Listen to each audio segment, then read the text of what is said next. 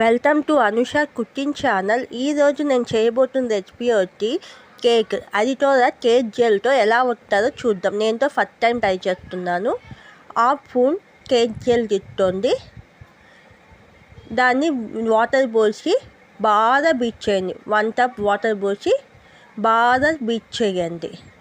అది బాగా పఫీగా రావాలి. అది బాగా నురుగా వచ్చిన తర్వాత, సాఫ్ట్గా వచ్చిన తర్వాత దాంట్లో చక్కెర పౌడర్ వేసుకొని కొంచెం వేసుకుంటూ బాగా బీట్ చేయాలి.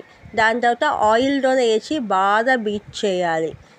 ఎసెన్స్తో వేసి బాగా బీట్ చేయాలి. దాని తర్వాత మైదా, బేకింగ్ సోడా, బేకింగ్ పౌడర్ని దాన్ని జల్లీలో పట్టుకొని అది కొంచెం వేసుకుంటూ 3-4 మెథడ్లో దాన్ని వేసుకుంటూ బీట్ చేయాలి. బాగా అది బాగా కలుపుకోవాలి. దాన్ని అది 3-4 మెథడ్లో బాగా కలుపుతున్న తర్వాత అది మొత్తం పిండి తలిచిపోయిన తర్వాత కొంచెం గట్టిగా ఉంటుంది. అప్పుడు కొంచెం వాటర్ పోసుకొని బాగా కలుపుతూ అది రిబ్బన్ కన్సిస్టెన్సీలో రావాలి. దాని ప్యాటర్న్ అనేది రిబ్బన్ ఎట్లా ఉంటుంది అట్లా కన్సిస్టెన్సీలో రావాలి.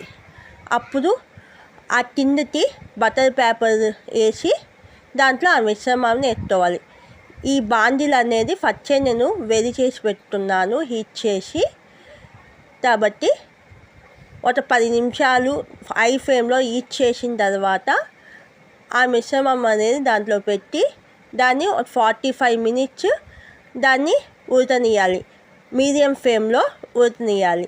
మధ్యలో తీసి చుట్టుకుంటూ ఉండాలి. అది బాగా ఉడికిన తర్వాత పుల్లపెట్టి చూసినప్పుడు పిండేమి అంటుకోబోతే అయిపోయినట్టే. అంటే కేక్ జెల్తో చాలా ఫాండీగా వస్తుంది కేక్.